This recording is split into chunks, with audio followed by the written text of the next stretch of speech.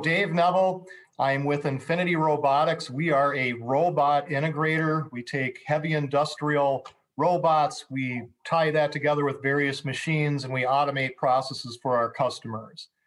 Our ultimate goal is to build robots here, learn as much as we can.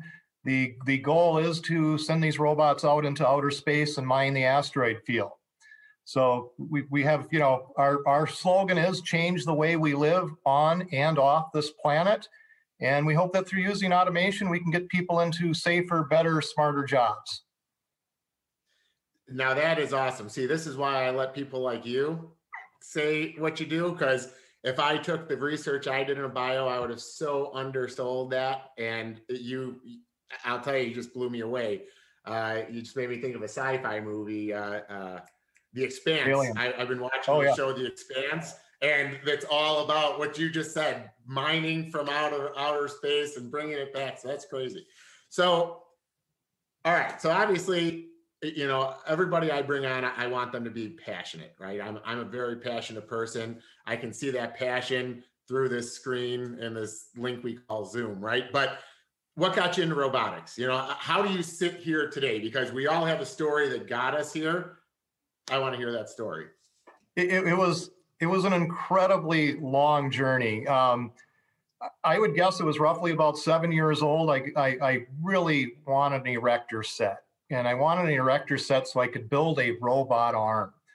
And thank my godmother, Barb. She found me an erector set at a garage sale. I got to play with it. I built with the pieces I could, the arm I could. Fast forward to high school, mid-'80s. Don't mean to date myself so much, but I had an electronics teacher who knew how to go get grants, and he bought a Heathkit Hero 2000 robotic kit.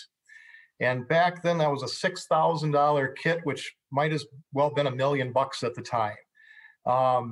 My job was to assemble the arm. And this was a mobile robot with an arm attached. It did the optical scanner on the floor. It had a sonar scanner to detect people. And that kind of ignited a little bit of my passion in electronics and robotics.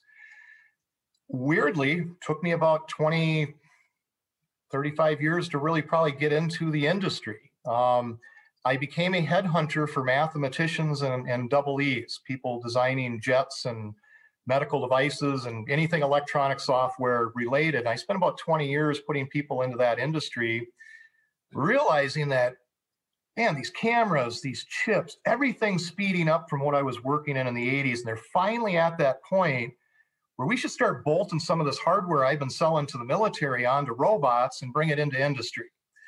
So around 2009, I decided I wanted to learn manufacturing. So I built a weapons company called Kuhn & Inc., and we made 1911 357 Magnum firearms.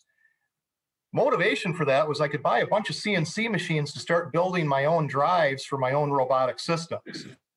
Well, Trump administration came along, wasn't as good of a salesperson as Obama was.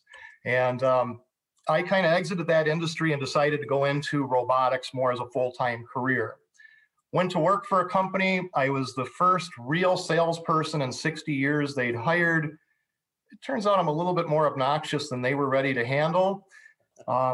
Left that company. Some of my coworkers, contacted me and said, "Hey, go start your own robot company. You have a vision. You know what kind of technology is out there, and I think we think you can pull this together." So they helped me pull together some funding. I approached some friends who owned a company called Automated Control Systems.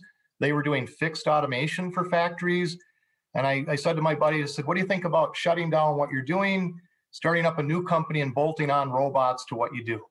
And let's face it, we're all 7 years old at heart. And the answer from all of us was, yes, let's go do it. Yeah. And so that was about 20 months ago. And that was the genesis of Infinity Robotics.